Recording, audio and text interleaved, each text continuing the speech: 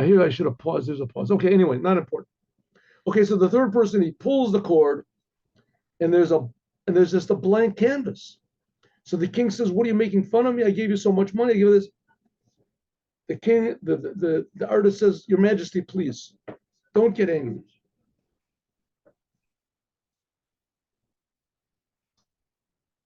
Don't get angry. I would like it if Your Majesty, if you just wait, give me 10 minutes, and I'll draw a picture." The king says, "You're going to draw now? You're going to start now drawing the picture? I gave you a half of a year. What are you doing?" "Your Majesty, I beg you, please. I think that what you're going to see is even more glorious than the first two. They were truly masterpieces, but please." The king says, all right, but you've tested my patience to the end. If this doesn't come out good, you're in real trouble." Says, "Yes, Your Majesty, please just give me 1 minute just to collect myself. I'm sorry to have done this to you, but I had no choice. Please. I want the silence for 1 minute, and then give me 10 minutes to draw the picture." The king says, okay. He's in the silence. The whole crowd is silent. He sits in the quiet, and then he starts to draw. He takes his palette and he starts to draw. And the paint is coming on the picture little by little, unfolds in front of everyone.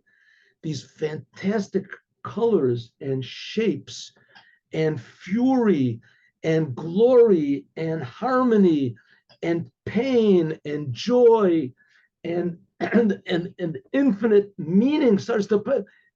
10 minutes, he finishes the picture. The whole crowd is just stunned.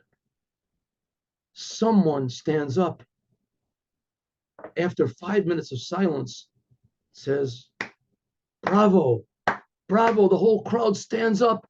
"Bravo, bravo." They're screaming. The king comes and he hugs the artist.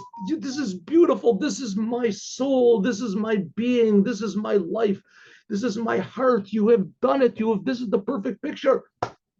Even the other artists come and they hug him and they get, "This is a true artist. How did you do it? Why did you do this?" He says, "Your Majesty, I would like you to come with me." A gasp comes up from the crowd. "What? To follow him? Where are you taking the king? What are you going?" The guards immediately rush. The king says, right around him, the king says, "I'll go." He walks to the house that the king appointed for him. They went to the house, and he said, "Your Majesty, please open the door."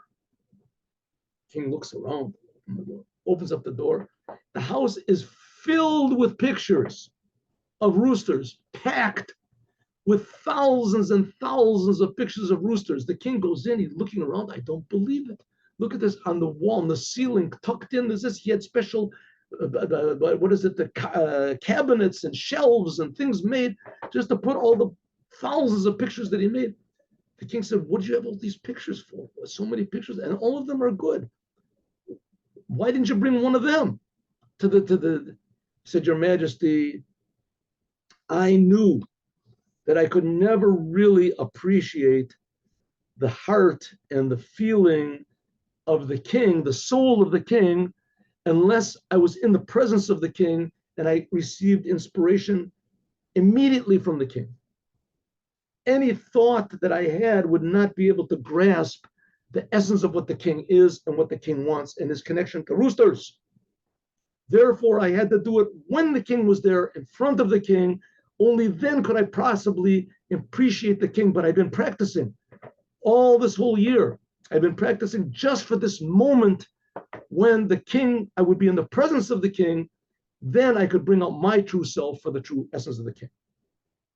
And that's the whole idea of Mashiach. We have to practice of the coming of Mashiach constantly, every day, to learn about Mashiach, to think about Mashiach, to understand what's Mashiach, to ask questions about Mashiach, to wonder about Mashiach, to long for Mashiach, to pray for Mashiach, to be disappointed that Mashiach is not coming, and to be infinitely anticipating the good that's going to happen any instant when he does come.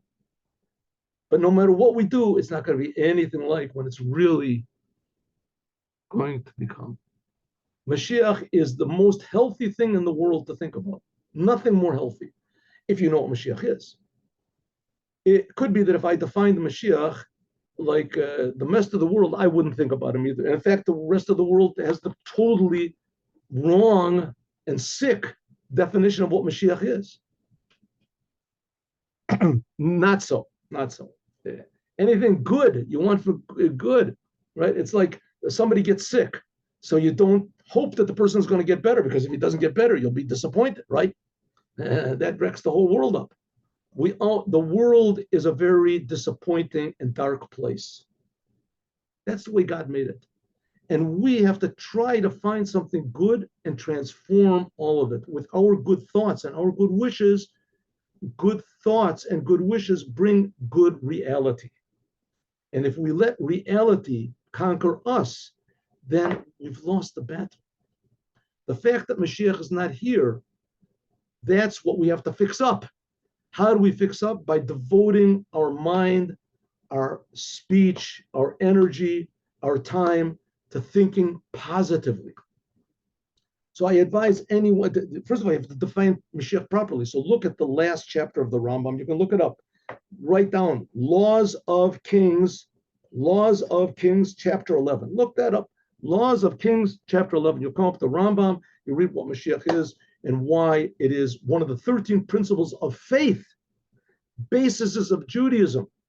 If that's missing, one of the foundations of Judaism is missing. We have to anticipate the arrival of Mashiach every single moment. Have a good day with Mashiach now, and God willing, we'll talk about it more tomorrow. We start learning at 8:30 in the morning, so don't miss it. Thank you very much for coming. God bless you all, and have a good day with Mashiach now.